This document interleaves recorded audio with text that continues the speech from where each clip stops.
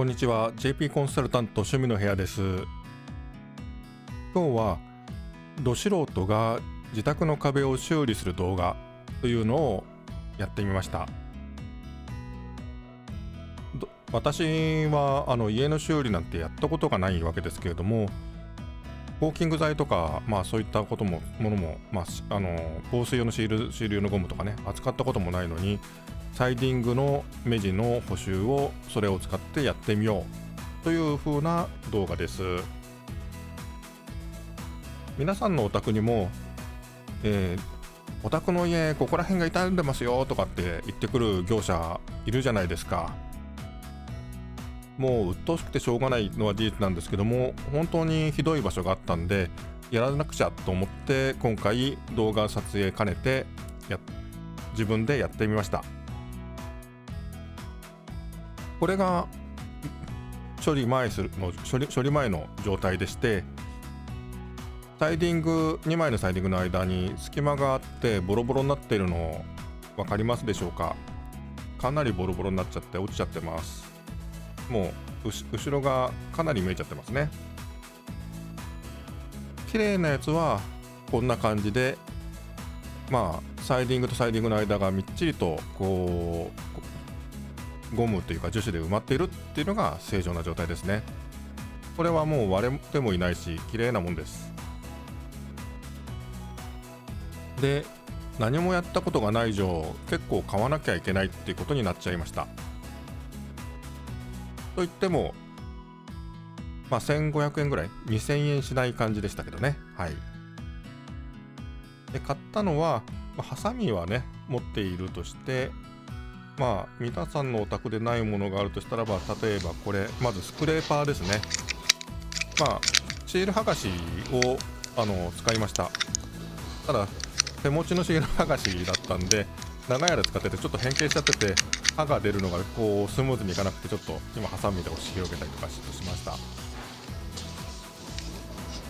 それに対してこれが家の外壁やなんかに使う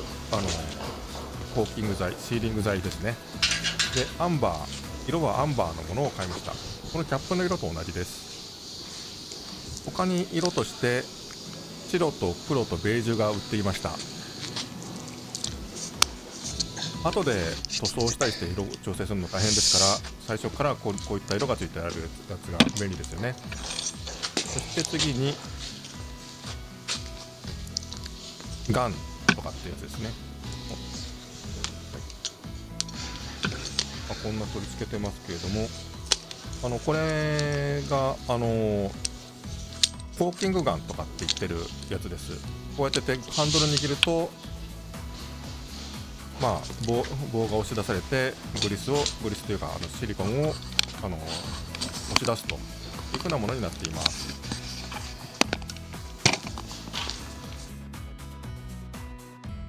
で、それでは早速ですが、これはもう同じだから飛ばしましょう。はい。で、次に古い目地のコーキング剤を剥がすところから始めてみましょう。先ほどのスクレーパーを使って剥がしていきます。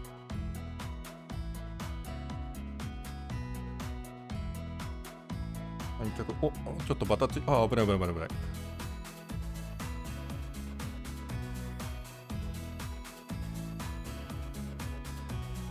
近寄ると分かりますかね。この青い部分はもう、サイディングとサイディングの間にゴムのコーキングシーリング剤があったのが剥がれちゃって、その下に裏にあったアルミ材が見えちゃってる状態です。で、折れちゃった。スクレーパーの先端がちょっと折れちゃったんですけども、手で剥がしつつ、剥がしづらいところはスクレーパーの残った部分で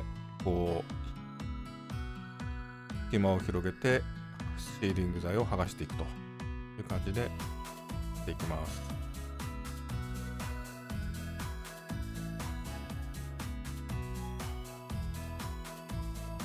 ちょっと滑っちゃいましたね。多分こんな危ない作業を皆さんやらないで、スクレーパーは大きいしっかりとしたいいものを使われることをお勧めします。値段もそんな高いもんじゃないですしね。自分でやる場合はその方がいいと思います。ちょっとハサミもあったんで、ハサミもちょっと使って剥がしちゃってます。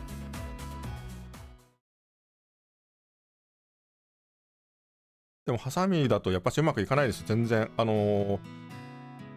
やっぱし薄い板でこうグッとシリコンっていうかコーキング剤と外壁の間にこうそれを突っ込んで剥がしていくって格好にしないと、ハサミだとネチョネチョってやってぐちゅぐちゅこう粘土みたいにこう粘土混ぜるような感じになっちゃっててうまくいかないですね。やっぱスクレーパーをこの外壁とシール材の間にこう押し込んでやるっていうのができないと、とてもじゃないけど剥がせない感じでした。はい、ただいっぺんちょっと剥がれてしまえばそこの隙間に指を突っ込んでこのように剥がせるって感じですね。まあ大きな地震何回か経験してるせいか、サイディングとサイディングの間の隙間がちょっと広くなっちゃってるような気がしますね。この剥がれ落ちちゃった部分については。はい、先端まで剥がれました。大丈夫かな。でチェックして降りてって、でちょっとまだ残ってる場所があったんで、そこをスクレーパーで再度きれいに剥がして、はい、うまくいったかな。はい、終わりました。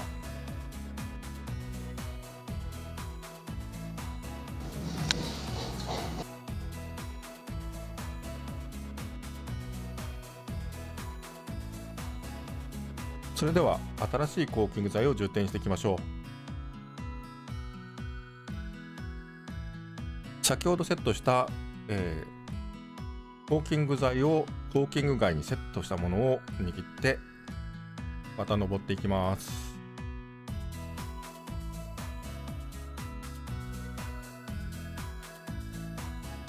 もうレバーのところを早く握りたくてしょうがないですかね、僕もね。後でこう動画見ながら自分の様子見てるとちょっと恥ずかしい、ちょっと中二病が未だに入ってるんでしょうかね。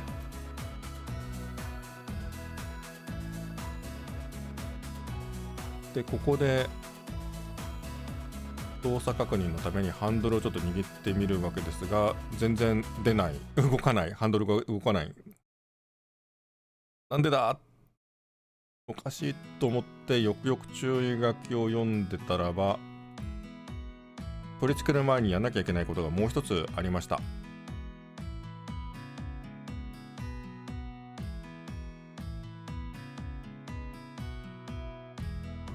このコーキング剤のこのキャップを剥がして、中にアルミでシールしてあるんですね。これをブスって刺してアルミの金属の封を破ってもう一回キャップを付け直します。これで中のシリコンが流れ出るようになったはずです。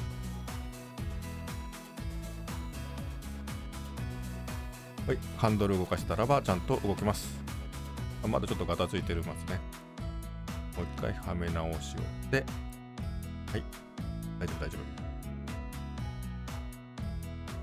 夫。それではこの先端をこの左右のサイディングボードの間に突っ込んで、隙間に突っ込んでゆっくりとレバーを握りながら上に上げていきます。最初は細くてね、とてもいい感じだったんですけどね、ここからが幅が広くなっちゃってるんですよね。すごい広くなっちゃってて、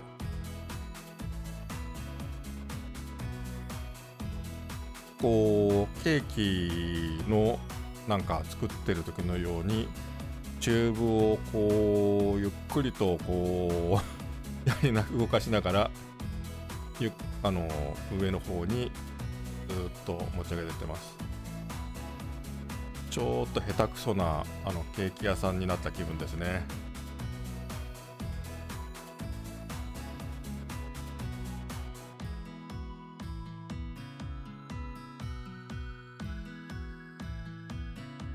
ちょっとスピードを上げます。150ぐらいね。はい。ち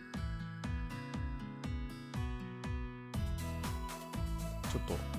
今元に戻っちゃったんですが、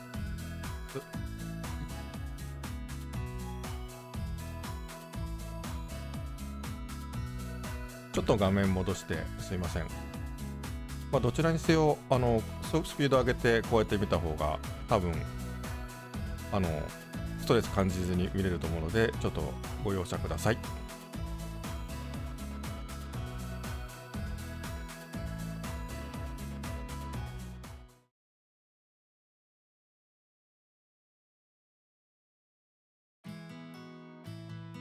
ちなみに下から上にこうやってってるのは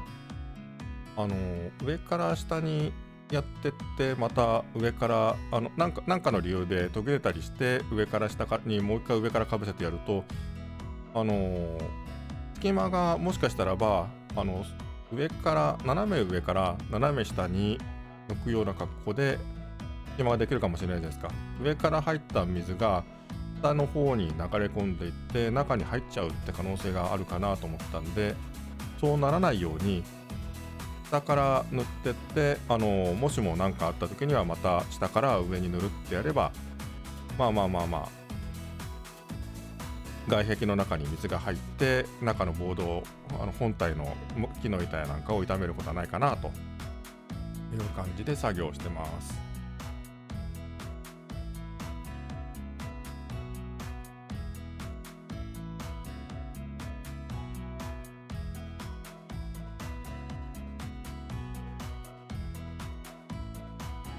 あんまりちょっと隙間がね幅が広くなりすぎちゃってて、1回ではもうとてもじゃないけどこう幅を埋めきらなかったんで、今右をやってから左をやってっていう感じで埋めてってましたね。はい。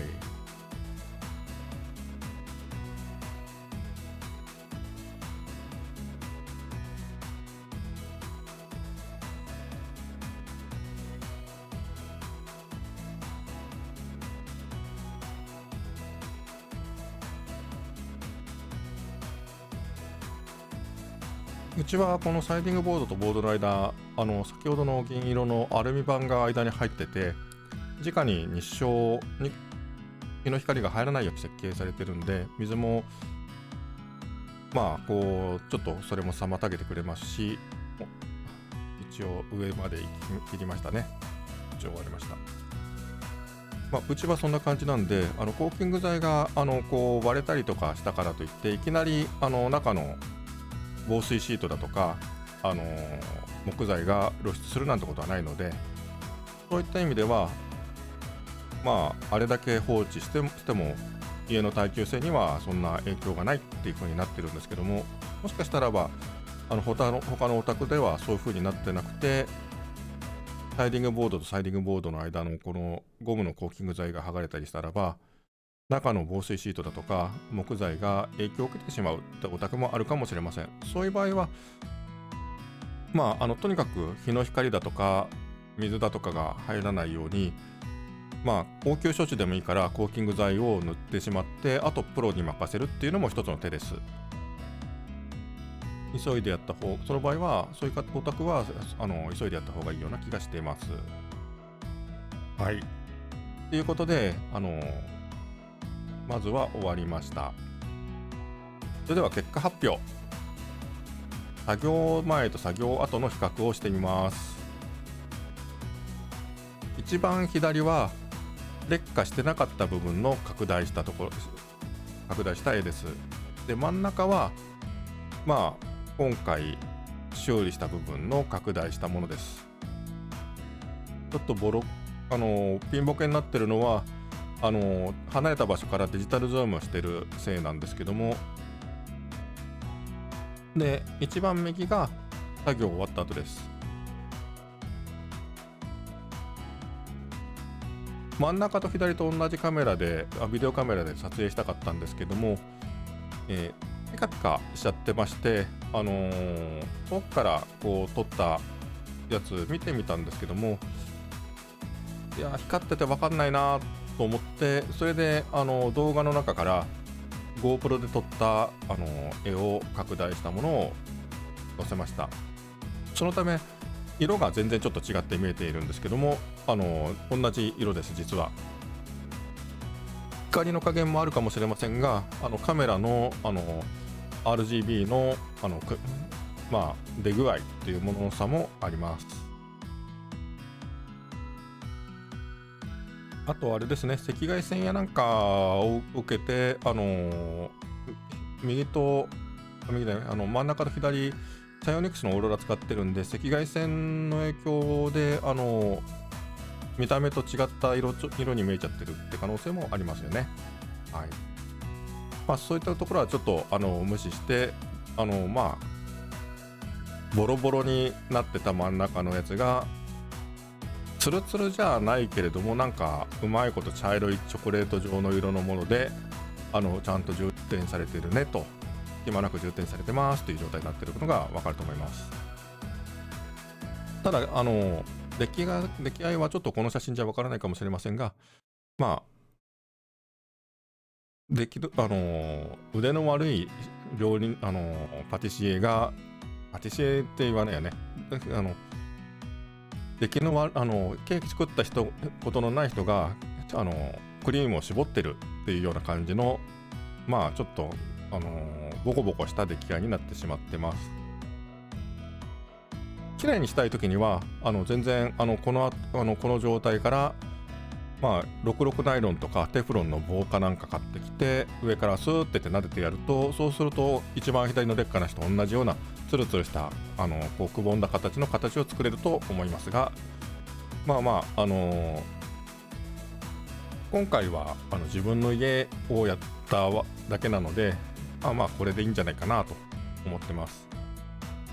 千何百円ぐらいでね、こんな感じで手直ししてやっていけるというのはいいかなっていう感じですよね。以上今回の動画を終わります。また星空以外の動画も作ることが多々あると思いますので、そういった動画もご視聴いただけると嬉しいです。よろしくお願いします。それでは失礼します。